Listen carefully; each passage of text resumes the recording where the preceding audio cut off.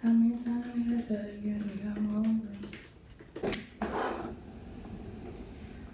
up, lazy millennial friends? Guys, isn't it so crazy how life works? Literally a couple of weeks ago, I published an episode on the Lazy Millennial Lounge podcast called How to Excel as a Remote Worker. And wouldn't you know it, the world is now going to so you might be finding yourself in a situation now where you are now working from home when that is not necessarily something that you anticipated. So while that episode 71, is still a great resource for you to go back and listen to, I wanted to create a video, an episode that was more streamlined and just straight up giving you the best productivity tips that I can think of that I use on a daily basis as a remote worker. My name is Megan Nicole and I own a healthcare copywriting agency and I work from home. So I do this day in and day out, and I think that it's very easy to underestimate how difficult it can be to work from home. So in this episode, I'm going to give you the 7 best tips that I have on how to be productive when working from home, because it's really easy not to be. And I would love to know what some of your best work from home tips are. If you are working from home already, let me know in the comments what's your favorite work from home strategy, because that'll help some of the people who are listening and who are new to this working from home thing also. Before we get started though, I want to put out a disclaimer. Everybody is different, all right? So what works for me might not work for you. However, I believe that it will give you a great start to figure out what works for you, because honestly it can take a while, but this is a good starting place for you. All right, number 1, take care of the essentials first thing in the morning. Wash, move, eat. Wash, move, eat. If you can, do not wait to brush your teeth, to take a shower, to wash your face. Do that first thing in the morning. It helps remind you, or remind your body that you are going to work. It is not the weekend. You are not about to lay around the house all day. You need to work and be productive. And so getting showered, getting clean signals to your body that it's time to start your day and do something meaningful. You want to move if you can, do some exercise. If you can fit in 10 or 15 minutes of like a yoga, Pilates, stretching, something to get your body out of sleep mode. Because you've been laying down for the last 6 to 9 hours, depending on how much sleep you get at night. And your body is tight, it's cramped, it's not ready to get going. You're not going to be preparing yourself to leave the house and then transport yourself to another place. So that movement that you would be doing to get yourself ready for that on a regular basis isn't necessarily happening because you're not leaving your house, you're not leaving your place of residence. So it helps after you wash, or maybe even before, to move your body to get rid of some of those kinks and that tightness so that you can be ready to move forward in a productive way. That's wash, that's move. The next thing is eat. You might not be a breakfast person. If you're not, that's cool. Maybe you don't need breakfast to get going. I need breakfast to get going, especially if I'm going to be working from home, because there's something about being in your personal space that it kind of relaxes you. And in general, that's a good thing. You want to be relaxed in your personal space. But when you have to work, there is such thing as being too relaxed. And so I find that eating breakfast gives me the energy, gives my brain the energy that it needs to really dive into my work and focus on what I'm doing. Okay, the second tip that I have for you is to set your top 3 goals that you want to achieve by the end of the day. You probably have a to-do list, right, of all of these things that you need to get done in your workday. Realistically, you probably ain't gonna get to all those things on your to-do list, okay? So to give yourself a sense of accomplishment at the end of the day, a sense of being able to actually achieve something on your to-do list, I want you to choose the top 3 things on that list. For example, today, my top 3 tasks were, number 1, I need to record a Side Note Sunday episode of the podcast. That's what this is right here. Number 1. Number 2, I need to finish the edits on this course that I'm writing. BTS. I need to finish those edits. And number 3, I need to send the Zoom links to the podcast guests that I'm going to have for the second quarter of 2020, because recording starts next week. Number 3, send Zoom invites. Those are the 3 things that I had to get done today. At the end of the day, even if you did not finish every single thing on your to-do list, if you completed your top 3 priorities, you can feel good about that. Number 3, this kind of goes along with those top 3 priorities, but it takes it a step further. So I want you to try to time block your day. All time blocking is basically scheduling out what times you are going to complete what task in your day. Some people think this is a little bit anal. I am not one of those people. Actually, it might be a little bit anal, but it's very effective for me. And so I highly recommend it to anyone that I talk to about time management because it works. Let's take today, for example. I start my day at 6 and I end my day around 4:45. So I'll say from 6 to 6:40, I'm gonna work out and I'm gonna shower. 6:40 to 7:30, that's personal time. I'm getting my kids ready for school. 7:40 to 8:30, I'm eating breakfast. And might be listening to a podcast or watching a TV show. 8:30 is when I get started working. So 8:30 to 10, I'm gonna work on these edits for the course. 10 to 10:15, I'm gonna take a break. And 10:15 to 10:30, I'm gonna pump because I'm breastfeeding, so I have to pump during the day. I'm gonna pump from 10:15 to 10:30. 10:30 to 12, I'm gonna record my Side Note Sunday episode. 12 to 1, I'm gonna have lunch. 1 to 2, I'm gonna run to Target. So you get it? So I am breaking out my entire day, my entire to-do list by time. I'm giving each task a very specific time in my day to get that task completed. There are certain things that you want to make sure you include in your time blocking. Of course, you gotta include the tasks you're gonna do, but don't just leave it there. Also incorporate your breaks.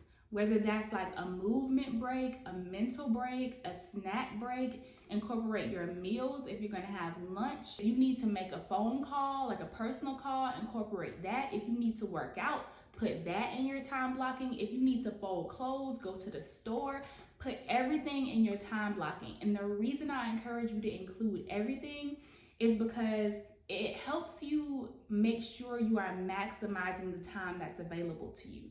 So for me, my day is sandwiched in between kids. My kids are here for a period of time in the morning. They leave to go to school and then they come back. That time in between, that's the time that I have to get stuff done. I also do work at night when I need to, so I have time available then also, but I have to be very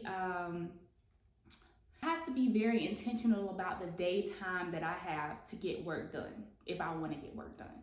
So that's why I encourage you to incorporate all of your daily tasks into your time blocked schedule. The other big thing is to make sure that you include those top 3 priorities in your time blocked day. Don't forget about those. If you want to learn more about time blocking, I did an entire episode on it. It's episode 045 and it's called Time Blocking Your Day for Maximum Productivity. Okay, number 4, if you're anything like me, when you are at home, you are on Facebook, you're on Instagram, you are on social media.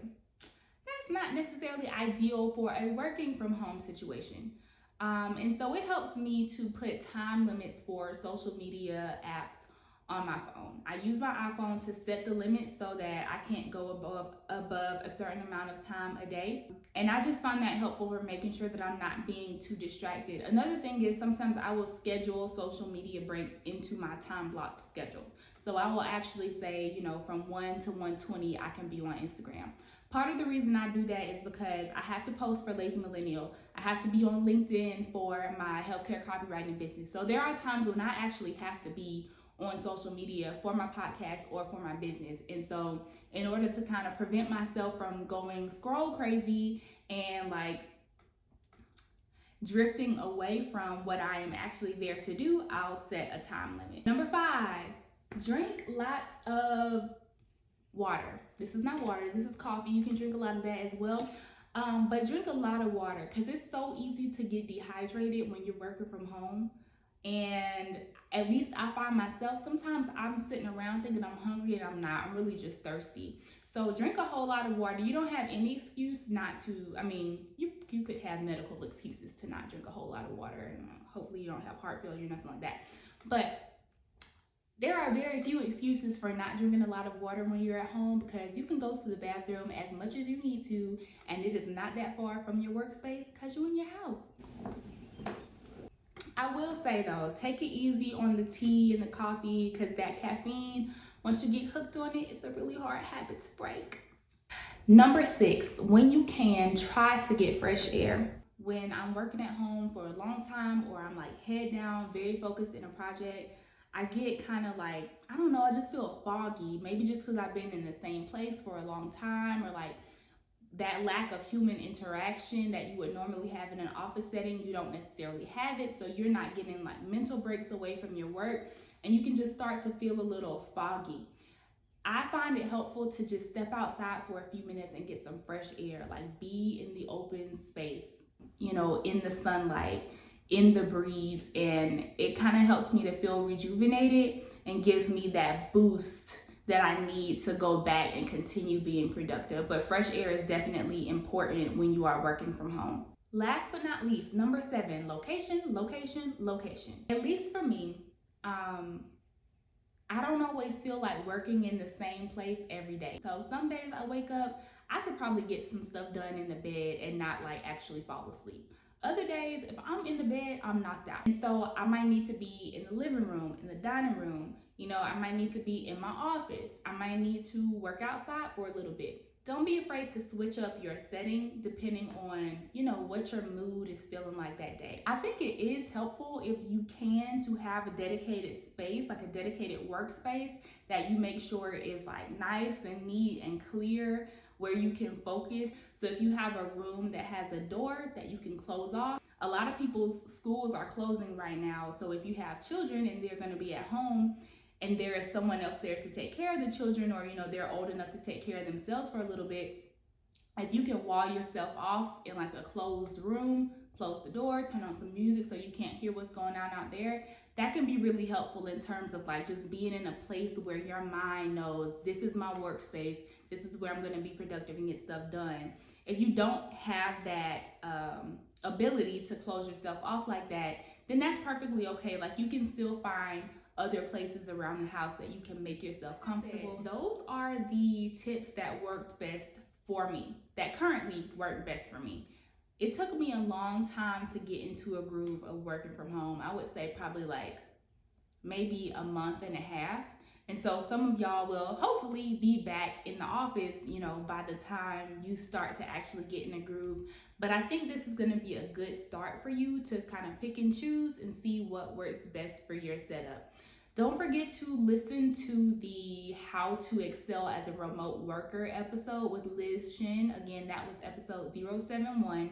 There was also the time blocking episode. That episode is a part of a series that I did that was all about time management. So every episode of that series, I shared 2 or 3 time management strategies that helped me, that still help me make the most of the time that is available to me and really like accomplish my goals and be productive and that type of thing. That series starts on episode 038, I want to say. So if you want to go check out that series, or any of those other episodes, I will link them all in the description box below. And I wish you the best on your unexpected working from home journey, or if you're just starting a remote position that's gonna continue to be remote regardless of what happens with coronavirus. I wish you all the best in that position. All right, I will see y'all next time. Oh wait, before you leave, make sure you hit the subscribe button and hit the bell so you are notified whenever there are new episodes. This year, I am focused on being more attentive to my YouTube channel, and so I'm going to be publishing new episodes every Sunday, and I want to make sure that you are not missing any of them. So make sure you hit the subscribe button, send this to a friend who might be starting to work from home, and I'll see y'all next time. Bye.